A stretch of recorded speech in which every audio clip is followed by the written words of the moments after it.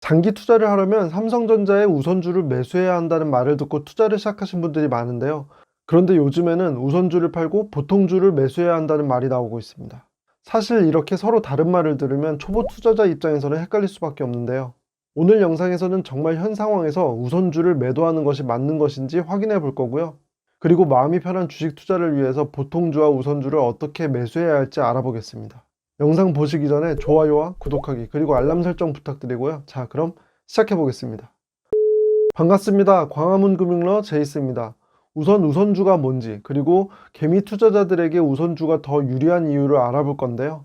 증권사 어플에서 삼성전자를 검색하시면 이렇게 삼성전자와 삼성전자우 이렇게 두 종목이 검색이 됩니다. 그리고 이미 눈치를 채셨겠지만 삼성전자 옆에 우가 붙은 이 종목이 우선주예요. 우가 붙지 않은 그냥 삼성전자 이 종목은 보통주라고 부르고요. 아무래도 우선주와 보통주는 차이가 있으니까 이렇게 다른 이름으로 부르는 거겠죠. 보통주와 우선주의 가장 큰 차이점은 의결권이 있고 없고의 차이예요. 의결권은 쉽게 말해서 투표권이라고 볼 수 있는데요. 보통주에는 의결권이 있고 우선주에는 의결권이 없어요. 그래서 내가 만약에 회사의 의사결정에 중요한 영향력을 발휘하고 싶으면 보통주를 갖고 있어야 하는 거죠. 하지만 우리가 삼성전자의 주식을 100억 원어치 갖고 있다고 해도 이게 전체 주식에서는 0.02%밖에 되질 않아요. 100억 원이라는 돈이 일반 투자자에게는 큰 돈이지만 삼성전자 같은 대기업에서는 영향력을 발휘하기가 어렵다는 거죠. 그러니까 사실상 우리 같은 일반 투자자에게는 의결권 그 자체는 중요하지 않습니다. 우선주는 보통주보다 배당을 더 많이 주는 장점이 있는데요. 배당은 1년 동안 기업에서 벌어들인 수익의 일부를 주주들에게 나눠주는 것을 말해요. 그래서 기본적으로는 수익이 잘 나는 기업에서 배당을 주죠. 그런데 기업에서는 단순히 올해 한 해 이익이 잘 났다고 해서 배당을 나눠주는 건 아니고요. 앞으로도 계속해서 이익이 잘 날 것으로 예상될 때 배당을 나눠주기 시작해요. 왜냐하면 배당을 주다가 안 주게 되면 투자자들은 이 기업에 문제가 있다고 판단하거든요. 그래서 주가가 급락할 수도 있죠. 그런데 반대로 기업에서 배당을 늘리게 되면은 이 기업이 돈을 잘 벌고 있구나 이렇게 판단할 수도 있는 거고요. 그래서 배당금이 증가하는 건 주식 투자에서 호재로 받아들여지기도 해요. 이걸 경제 용어로는 배당의 정보 효과라고도 하는데요. 배당으로 주는 정보의 효과라고 이해하시면 쉬울 것 같습니다. 제가 이렇게 말씀을 드리면 삼성전자의 보통주는 배당을 주지 않고 우선주만 배당을 준다 이렇게 오해하시는 분들이 계신데요. 삼성전자는 보통주도 배당을 주고 우선주도 배당을 줘요. 다만 우선주가 배당을 더 많이 줄 뿐이죠. 과거의 사례를 보면 삼성전자의 우선주는 보통주보다 해마다 1원씩 배당을 더 줬는데요. 물론 이 차이가 엄청 작게 느껴지실 수도 있어요. 하지만 중요한 건 배당 수익률인데요. 배당 수익률은 배당금에서 주가를 나눠주면 돼요. 그리고 이렇게 계산한 삼성전자 보통주의 배당 수익률은 1.94%였고요. 우선주의 배당 수익률은 2.07%였어요. 우선주의 배당 수익률이 더 크기 때문에 똑같은 금액을 투자했을 때 배당금을 더 많이 받을 수 있는 거예요. 하지만 이렇게만 말씀드리면 별로 와닿지 않으시죠? 그래서 한 가지 예를 더 들어보겠습니다.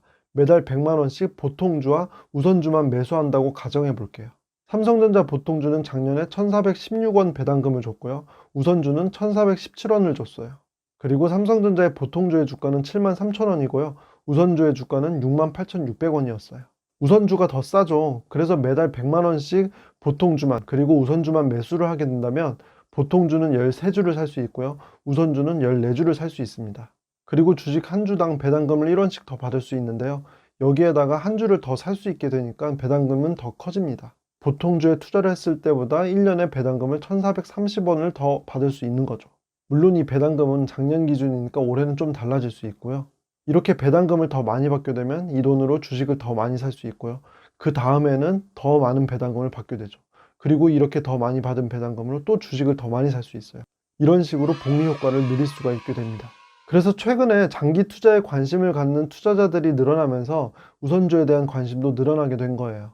물론 우리 같은 일반 투자자들에게는 의결권을 갖는 것보다 배당을 더 많이 받는 것이 좋지만요. 우리보다 투자 금액이 훨씬 큰 기관 투자자나 다른 투자자들에게는 의결권을 갖는 게 더 중요할 수도 있어요. 기업의 의사결정에 영향을 주기 위해서죠. 일반적인 상황이라면 보통주가 우선주보다 주가가 더 높아요. 그리고 보통주와 우선주의 차이만큼을 의결권의 가치라고 생각해 볼 수 있는데요. 이 의결권의 가치는 괴리율이라는 개념으로 판단할 수 있어요. 괴리율을 구하는 방법은 1 우선주의 주가 나누기 보통주의 주가로 계산할 수가 있는데요. 이렇게 어렵게 생각할 필요 없이 우선주와 보통주의 주가의 차이를 비율로 나타낸 거예요. 그런데 이 괴리율은 딱 몇 퍼센트가 적정하다 이런 기준이 있는 건 아니고요. 투자 문화나 기업의 배당 정책, 정부 정책, 시중 금리에 따라서 달라질 수가 있어요. 그리고 최근에 우선주를 매도하고 보통주를 매수해야 한다고 말이 나오고 있는 것도 이 괴리율이 역사상 최저치에 근접해 있기 때문인데요. 그래서 지금부터는 정말 이러한 이유 때문에 우선주를 매도하고 보통주를 매수해야 하는지 확인해 보겠습니다. 지금 보시는 건 최근 20년 동안의 삼성전자의 보통주와 우선주의 괴리율의 추이를 나타낸 건데요. 실제로 괴리율 그 자체는 사상 최저치 수준이에요. 그리고 과거에도 2006년과 7년 사이에 최저치를 찍고 2012년까지 괴리율이 올라간 적이 있었어요. 그리고 이때 보통주의 주가 상승률이 우선주의 주가 상승률보다 더 높았고요. 하지만 단순하게 괴리율이 최저 수준이라고 해서 우선주에서 보통주로 갈아타는 선택은 좋지 않아 보이는데요. 그 이유는 과거의 삼성전자와 현재의 삼성전자의 배당 정책이 다르기 때문이에요. 우선주는 보통주보다 배당을 더 받을 수 있는 것이 특징이라고 했잖아요. 그런데 최근 20년 동안의 삼성전자의 배당금 지급 내용을 보면 2005년부터 2012년까지는 배당금이 들쭉날쭉했어요. 그러니까 이때는 배당을 얼마 줄지가 불확실하니까 굳이 배당을 보고 우선주에 투자를 할 필요가 없던 거예요. 하지만 2011년 이후로는 배당금을 꾸준히 늘려왔는데요. 이렇게 10년 동안 꾸준히 배당금을 늘려온 안정적인 배당 정책 덕분에 우선주의 가치가 더 높아질 수 있었던 거죠. 그리고 시중금리도 함께 고려를 해야 하는데요. 지금 보시는 표는 국고채 3년물 금리예요. 국고채 3년물 금리를 보통의 시중금리로 많이 나타내는데요. 보시는 것처럼 이 국고채 3년물의 금리가 역사적 최저 수준이에요. 요즘에는 은행에 예금을 맡겨도 금리가 1%가 채 안 되잖아요. 그런데 삼성전자 우선주에 투자를 하면 해마다 2%가 넘는 배당금을 기대할 수가 있어요.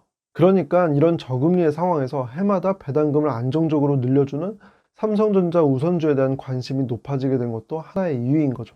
그렇다면 반대로 배당금이 줄어들게 된다면 삼성전자 우선주의 투자 매력이 줄어들 수도 있는 건데요.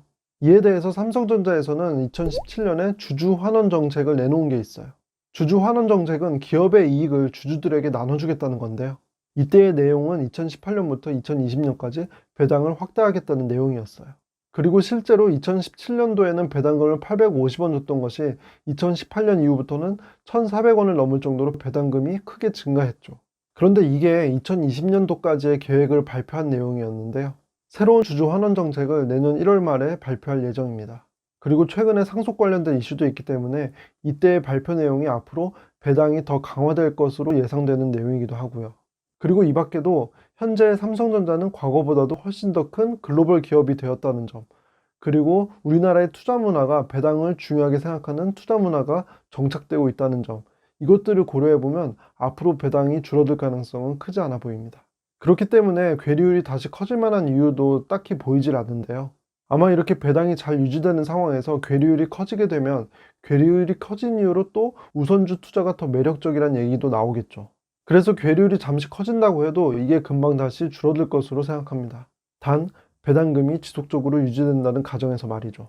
만약 삼성전자의 배당금이 줄어들 만한 이슈가 생긴다면 제가 영상으로 올리겠습니다. 과거에 괴리율이 50% 넘게 차이 났던 것이 지금은 6% 정도의 차이로 줄어들었는데요. 이때 우선주의 주가 상승률은 보통주보다도 훨씬 컸습니다. 그런데 지금은 괴리율이 충분히 작아진 상태이기 때문에 더 큰 시세 차익을 기대하고 투자를 하는 것은 맞지 않아 보이고요. 이보다는 장기적 관점에서 배당 재투자의 관점으로 접근하는 것이 맞아 보입니다. 오늘 설명드린 내용을 정리해 보겠습니다. 현 상황에서 단순히 괴리율이 작아졌다는 이유로 우선주에서 배당주로 갈아탈 만한 이유는 보이지 않습니다. 앞으로 당분간은 안정적인 배당이 유지될 것으로 예상되기 때문이죠. 하지만 괴리율은 충분히 작아졌기 때문에 언제든 의결권의 가치가 이슈로 떠오를 수도 있고요. 그렇기 때문에 장기 투자자라면 이에 대한 대비도 필요해 보입니다.